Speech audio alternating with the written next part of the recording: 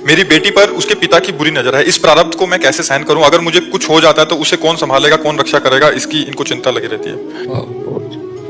अभी बड़ा विचारणीय विषय है। जब रक्षा की भिक्षक दृष्टि में हो जाए तब तो बहुत विचारणीय विषय, मतलब ये तो बहुत विचारणीय विषय है कि पिता ही अपनी पुत्री पर यदि गलत दृष्टि करे तो फिर किसकी शरण में जाएगी वो? वही रक्षक है और वही भक्षक। ये कलयुग में ज्यादा ऐसा होगा, बहुत मलिनता। इसी से बचने के लिए तो भगवान नाम जप है, भगवान का नाम जप करो और आप चिंता मत करो। जब भगवान के सहारे दे दोगे तो भगवान रक्षा कर लेंगे, भगवान के सहारे दे दोगे तो भगवान रक्षा कर लेंगे। मतलब ये बहुत ही सोचनीय विषय है कि कैसा वो राक्षस पिता है जो अपनी पुत्री की तरफ गंदी दृष्टि रखता है। मतलब बहुत पवित्र रिश्ते हैं हमारे, जिसको सोच के भी। रिश्ते क्या, हमारा अंश है भाई। पिता का मतलब होता है हमारा अंश है, हमारी बच्ची। हम कैसे ऐसे कैसे? ये तो घोर नर्क का कार्य है। क्योंकि 1-2 महीने में 4-5 ऐसे प्रश्न बहुत सारे ऐसे आते रहते हैं जो राक्षस प्रवृत्ति के हैं ना, जिन्होंने भजन नहीं किया, धर्म का भय नहीं, भगवान का भय नहीं, तो ऐसे राक्षसों के लिए कानून बना है। हमें लगता है कि अगर कुछ ऐसे क्रियाएं देखें तो कानून का सपोर्ट करके ऐसे राक्षसों को जेल में होना चाहिए, घर में नहीं होना चाहिए। अगर ऐसे ममता करोगे अपने पति के प्रति तो फिर ठीक नहीं रहेगा। तो पति अगर राक्षस है तो उसको राक्षसों की जगह जेल में, बिगड़ेल खोपड़ी वाले सब जेल में है, तो ऐसों को तो जेल में भर्ती कर देना चाहिए जो ऐसे आचरण करने वाले।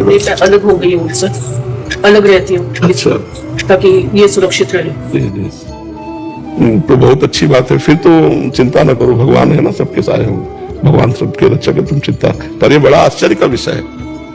मतलब कैसा हृदय होगा जो ऐसा सोच सकता है?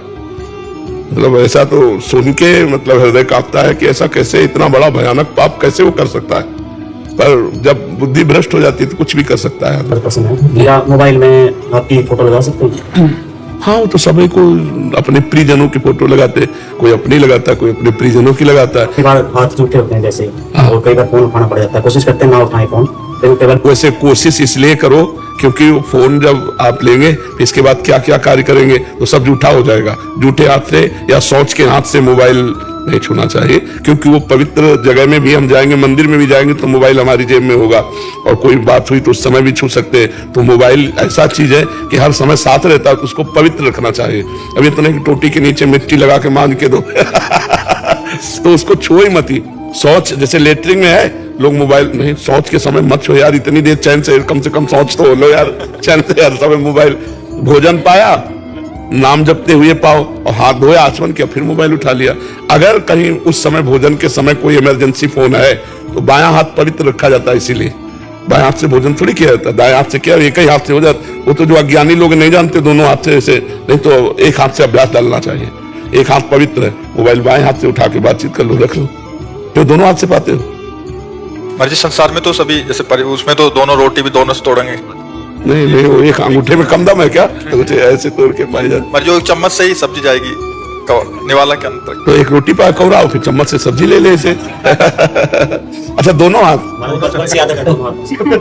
सुधारनी चाहिए, बाएं हाथ का प्रयोग ना करें जहां तक हो सके। देखो संतों की पंगत में एक हाथ से ही आपको पाते मिलेंगे, जो पवित्र धर्माचरण तो एक हाथ से ही पाए। हम लोगों को बचपन में सिखाया गया था, बायां हाथ थाल में नहीं लगा सकते, ऐसे ही पाना, ऐसे पाना। पानी है तो छोटे गिलास में डाल के दाएं हाथ से पानी पियेंगे, पर बाएं हाथ से उस गिलास में डाल, मतलब ये हाथ पवित्र रखा जाता है, बायां हाथ पवित्र रखा जाता है। हाँ, प्राय वैसे कोशिश करो सब लोग दाएं हाथ से भोजन पाने का अभ्यास करो।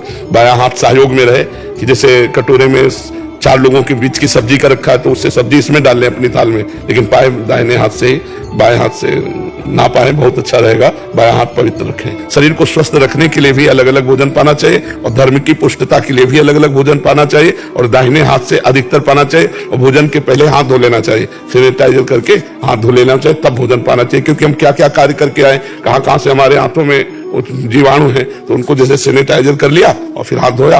अरे इतनी फुर्सत किसको है? स्वस्थ रहने के लिए इतना तो करना चाहिए, भोजन के पहले तो करना चाहिए। हाथ को जो है चाहे साबुन से या सैनिटाइजर से धो के अच्छे से फिर प्रसाद पाना चाहिए। श्री राधे राधे। प्रिय दर्शकों, आज का सत्संग आप सबने तो पूरा देखा है। प्रेमानंद महाराज जी के प्रवचन सुन के आपको क्या क्या सीखने को मिल रहा है, कमेंट में जरूर बताएं। प्रेमानंद महाराज जी के प्रवचन सुनने के लिए कृपा दर्शन यूट्यूब चैनल को जल्दी सब्सक्राइब कर ले। फिर मिलते हैं एक और नए वीडियो के साथ। धन्यवाद।